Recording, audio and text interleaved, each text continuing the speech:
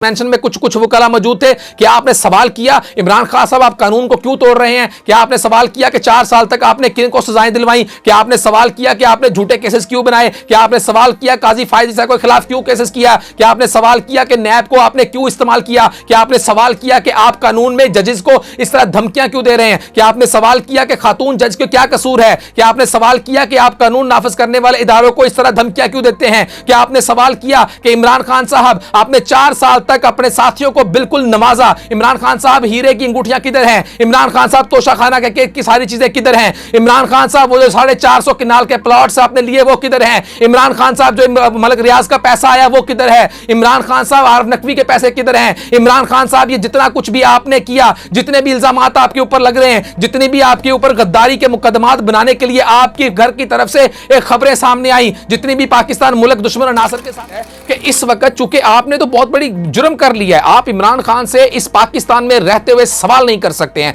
पाकिस्तान में रहते हुए इमरान खान को अब आपने इतना बिगाड़ लिया है कि अब अगर आपने उनको इक्तदार ना दिया तो हमें खतरा अपने हिंदुस्तान से ही है। इस वक्त अफगानिस्तान में भी जो गेम खेली जा रही है, जो साबका अदवार में भी जो गेम खेली जा रही थी, अब हमें पाकिस्तान से सिर्फ हिंदुस्तान से नहीं, अब हमें अफगानिस्तान की तरफ से भी मज़ाहमत या मुदाखलत या इस तरह की कोई चीजों का खतरा। इमरान खान साहब ने एक्स और वाई से स्टार्ट किया था। आप क्या सुनना चाहते हैं उनके मुंह से? आप डायरेक्टली नाम सुनना चाहते हैं? इमरान रियाज खान, जिनके ट्विटर पर जाकर देखिए वो क्या कहते हैं। इमरान रियाज के प्रोग्राम वीलॉग्स उठा के देखिए वो क्या, हम लोगों को जेलों में रखा, लेकिन आज तमाम के तमाम लोग बेगुनाह अदालतों से साबित हो रहे हैं। कौन है इसका जिम्मेदार? कौन है इस मुल्क में पूछने वाला? किन के कहने के ऊपर ये केसेस किए गए थे? कौन थे वो लोग? क्यों किया गया था आपने ये सब कुछ? इमरान खान साहब आपको ये जवाब देना होगा। हमारे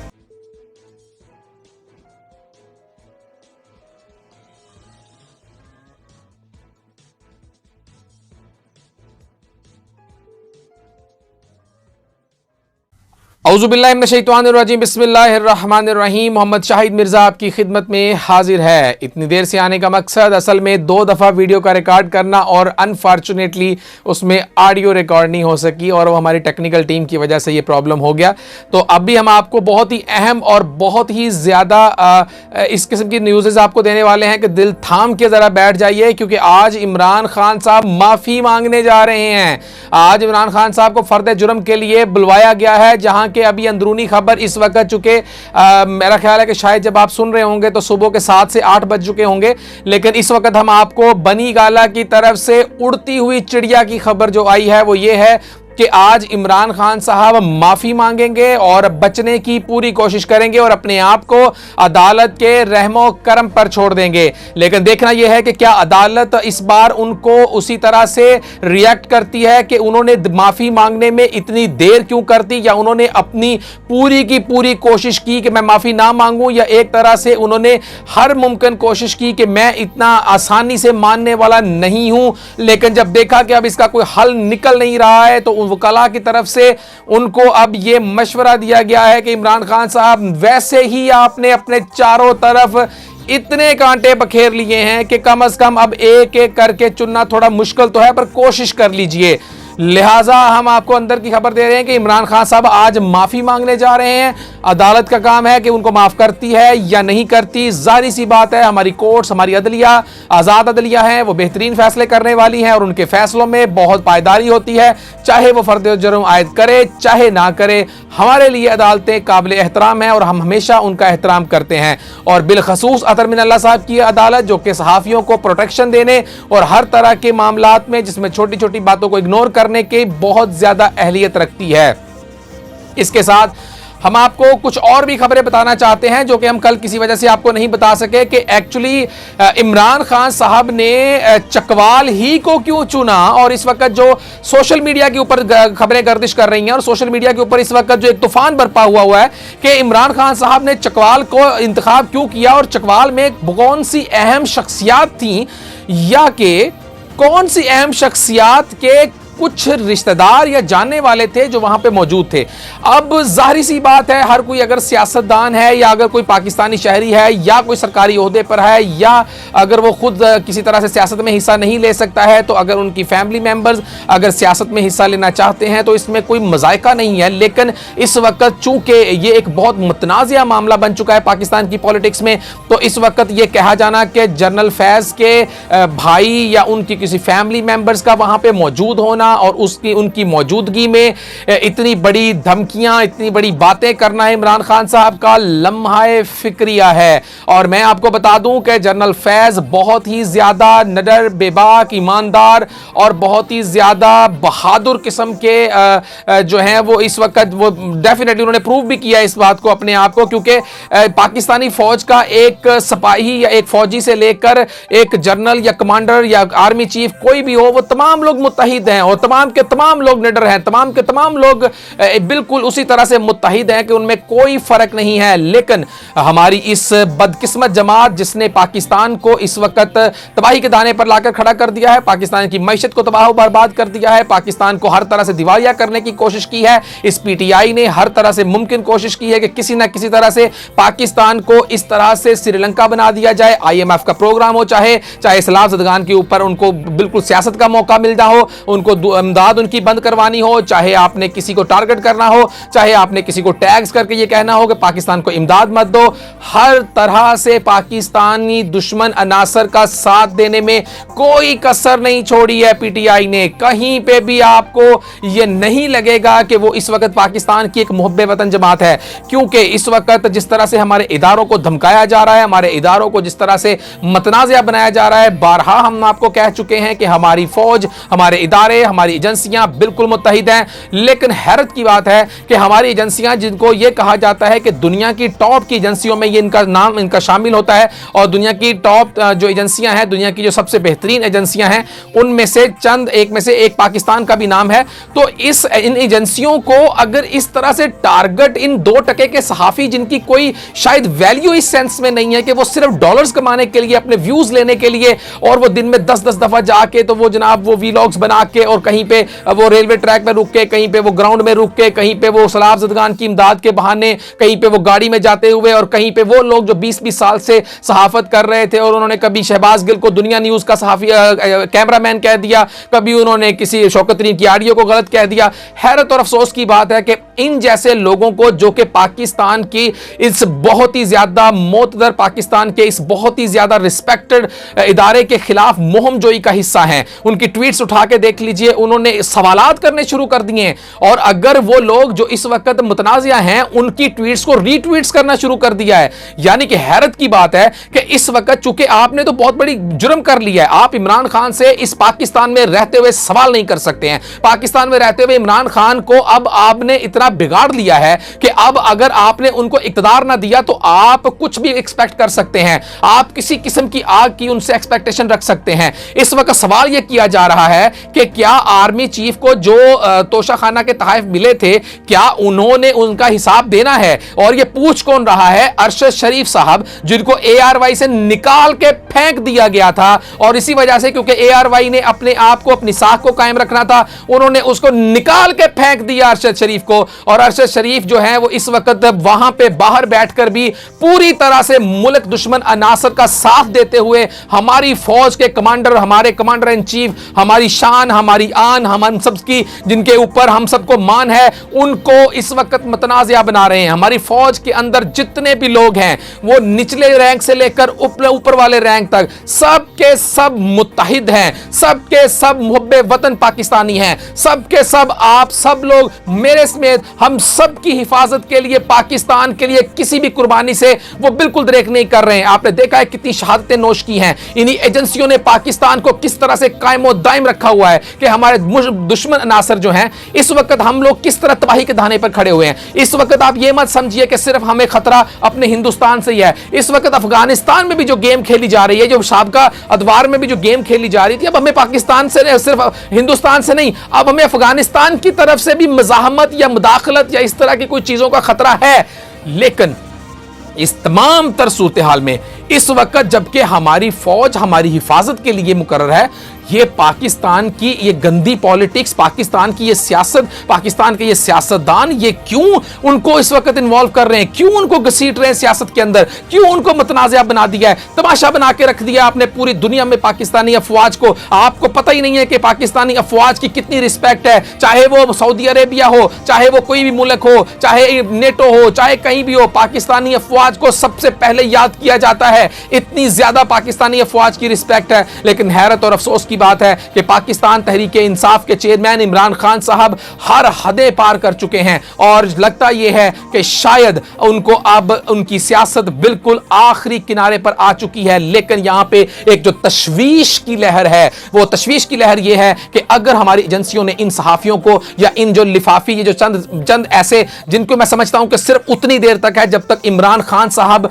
इस तरह से जोशीले खिताबात कर रहे हैं, जो ही आपने इमरान खान साहब को रोक लिया तो ये तो खुद ब खुद गायब हो जाएंगे या ये पार्टियां बदल लेंगे, ये तितर बितर हो जाएंगे, नजर ही नहीं आएंगे ये लोग। इन लोगों को खुदा के लिए रोकिए, खुदा के लिए रोकिए, खुदा के लिए रोकिए, वरना देखा देखी ऐसी आग लग जाएगी कि जिस तरह से हमें अब ये सुनने को मिल रहा है कि पाकिस्तान के जितने भी ट्रक चलते थे उनके पीछे मोस्टली आर्मी चीफ्स की तस्वीर हुआ करती थी, लेकिन अब क्या है कि अब इमरान खान साहब की तस्वीर लग रही हैं।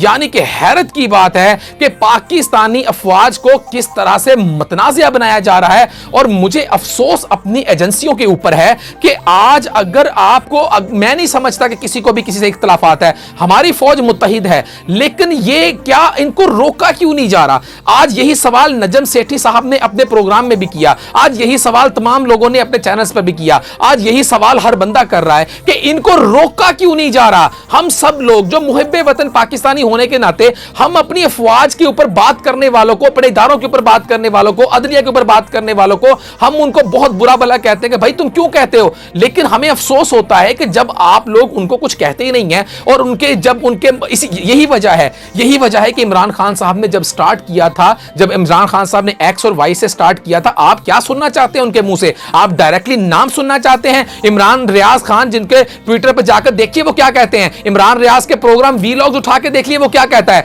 वो कहता है कि तमाम लोगों को, पीटीआई के फॉलोअर्स को पता है कि ये एक्स वाई कौन है, क्योंकि उनके ग्रुप्स के अंदर वाज़े तौर पर नाम लेकर बताया गया है। अगर आप किसी भी उनके एजेंट्स, जो किसी भी उनके जो कारिंदे हैं, अगर आप उनको गिरफ्तार करके उनके मोबाइल फोन्स लेकर अगर आप उनके डाटा रिकवर कर लें, आपको सारा पता चल जाएगा कि इस वक्त क्या हो रहा है। लेकिन हैरत और तशवीश इस बात की है कि क्या उनको कोई शय हासिल है?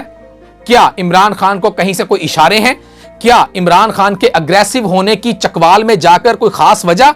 हम इस बात को बिल्कुल भी मानने को तैयार नहीं है, क्योंकि हम ये समझते हैं कि ऐसा कभी भी नहीं हो सकता। ये तमाम अफवाहें हैं, ये जितनी भी अफवाहें गर्दिश कर रही हैं सोशल मीडिया के ऊपर, इनकी कोई वक़्त नहीं है, इनकी कोई वैल्यू नहीं है। तमाम की तमाम अपनी अपनी पसंदीदगी और अपनी अपनी नापसंदीदगी का इजहार है। अपनी सियासी और पॉलिटिकल साख को कायम रखने के लिए तमाम तर बातें की जा रही हैं, ऐसा कुछ भी नहीं है।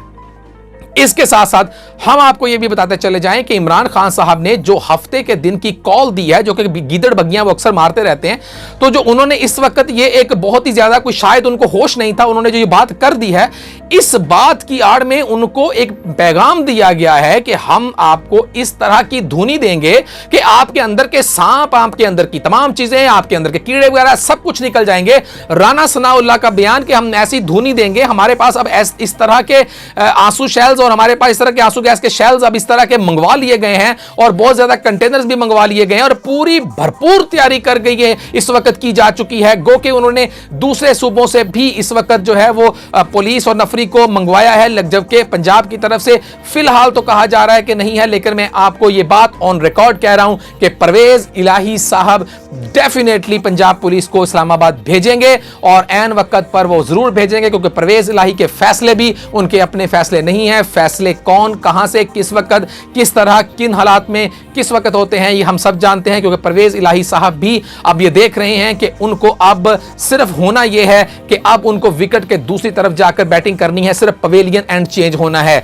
परवेज इलाही वही होंगे, लेकिन वजीर आला किसी और पार्टी के होंगे। ये अब हम आपको इसके बारे में तफसीली खबर तो बाद में देंगे, लेकिन ये अंदर की खबर है जो कि 4 अक्टूबर से पहले या 4 अक्टूबर तक जो है ये आपको सुनने में आ जाएगा, क्योंकि परवेज इलाही साहब को इस वक्त पूरी तरह से जो डील्स चल रही हैं वो इस वक्त तकरीबन मुकम्मल हो चुकी हैं। बस अब उनके ऊपर इंप्लीमेंट होना बाकी रह गया है, क्योंकि उसमें और कोई ऑप्शन बचा नहीं है। सुप्रीम कोर्ट ने वोट हक में ना देने पर ना अहल करार देने की जो एक उन्होंने फैसला सुना दिया, उसके बाद अब वोट तो किसी के खिलाफ दिए नहीं जा सकते, लेकिन बाकी बचती है सिर्फ काफ लीग। तो काफ लीग ही इस वक्त जो है वो ये पता खेलेगी। इसके अलावा इमरान खान साहब की चूंकि अब उनके अगर दौर देखा जाए, उठाकर देखा जाए, तो उनके पूरे दौर के अंदर जितने भी केसेस किए गए थे उनकी कोई वैल्यू नहीं है। अदालतें उठा के फेंक रही हैं उनके केसेस, नया के केसेस फेंक रही है। एहसन इकबाल का केस फेंक दिया, आज चीमा के बारे में कह दिया कि 3 साल तक आपने उसको जेल में रखा। आपने क्यों रखा? आपने एक अच्छा ईमानदार अफसर था। मरियम नवाज को जेल में रखा, उसका हिसाब कौन देगा? एहसन इकबाल को जेल में रखा, उसका हिसाब कौन देगा? आपने तमाम लोगों को जेलों में रखा, लेकिन आज तमाम के तमाम लोग बेगुनाह अदालतों से साबित हो रहे हैं। कौन है इसका जिम्मेदार? कौन है इस मुल्क में पूछने वाला? किन के कहने के ऊपर ये केसेस किए गए थे? कौन थे वो लोग? क्यों किया गया था आपने सब कुछ? इमरान खान साहब आपको ये जवाब देना होगा। हमारे मुल्क के ये जो बहुत ही ज्यादा मोतबर और पढ़ी लिखी फैमिली और पढ़ी लिखी कम्युनिटी कहलाने वाले हमारे ये वुकला जो कन्वेंशन के अंदर सिर्फ इसलिए गए थे कि हम कुछ सेल्फियां बनवा सकें, या शायद उनके जाने की रीजन ये थी कि वो दिखा सके अपने दूसरे साथियों को कि हम इमरान खान के जरा करीब हैं। लेकिन मैं ये समझता हूं कि आपका शोबा एक ऐसा शोबा है, नो डाउट कि आज इफ्तिखार चौधरी साहब के दौर में आपने जिस तरह की कैंपेन की, आपकी रिस्पेक्ट का लेवल बहुत ऊपर चला गया था। और इसमें भी कोई दूसरी राय नहीं है कि जब आप यहां तक पहुंचते हैं तो आपके पहुंचने के लिए जो मराहल तय करने होते हैं वो बहुत ही ज्यादा टफ होते हैं। जाहिर सी बात है वो तमाम के तमाम कानून, तमाम के तमाम तालीम और इन्हीं चीजों से रिलेटेड होते हैं। लेकिन इसके बावजूद क्या आप में से किसी ने खड़े होकर वहां पे सवाल किया? जो चंद कन्वेंशन में कुछ वकाला मौजूद थे, क्या आपने सवाल किया इमरान खान साहब आप कानून को क्यों तोड़ रहे हैं? क्या आपने सवाल किया कि 4 साल तक आपने किन को सजाएं दिलवाई? क्या आपने सवाल किया कि आपने झूठे केसेस क्यों बनाए? क्या आपने सवाल किया काजी फायद ईसा के खिलाफ क्यों केसेस किया? क्या आपने सवाल किया कि नैब को आपने क्यों इस्तेमाल किया? क्या आपने सवाल किया कि आप कानून में जजेस को इस तरह धमकियां क्यों दे रहे हैं? क्या आपने सवाल किया कि खातून जज के क्या कसूर है? क्या आपने सवाल किया कि आप कानून नाफिज करने वाले इदारों को इस तरह धमकियां क्यों देते हैं? क्या आपने सवाल किया कि इमरान खान साहब आपने 4 साल तक अपने साथियों को बिल्कुल नवाजा? इमरान खान साहब हीरे की अंगूठियां किधर हैं? इमरान खान साहब तोशाखाना के की सारी चीजें किधर हैं? इमरान खान साहब वो जो 450 किनाल के प्लॉट्स आपने लिए वो किधर हैं? इमरान खान साहब जो मलिक रियाज का पैसा आया वो किधर है?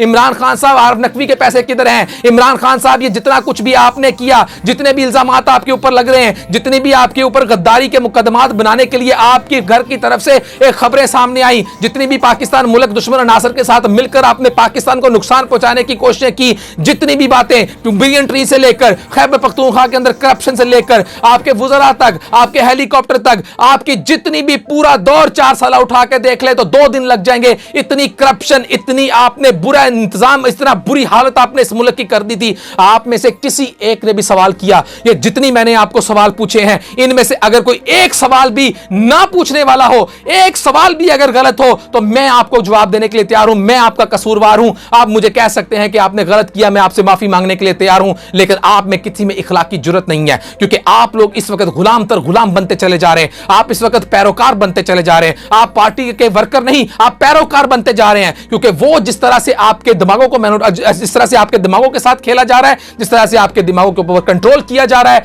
इसमें कोई शक नहीं है कि पैरोकारी का ये जो सिलसिला शुरू हुआ था, जिसकी वजह से इमरान खान साहब ने अपनी ज़वाजी जिंदगी का आगाज किया था पैरोकारी से, अब वो पैरोकारी अब वो तकसीम कर रहे हैं अपने वर्कर्स के अंदर। इंतहाई अफसोसनाक बात है, इंतहाई अफसोस की बात है कि मजहब का अर्ज हमारी सियासत में आम खेला जा रहा है। अहादीस को रूह से नहीं देखा जा रहा, कुरानी आयात को कुरानी आयात की रूह से नहीं देखा जा रहा।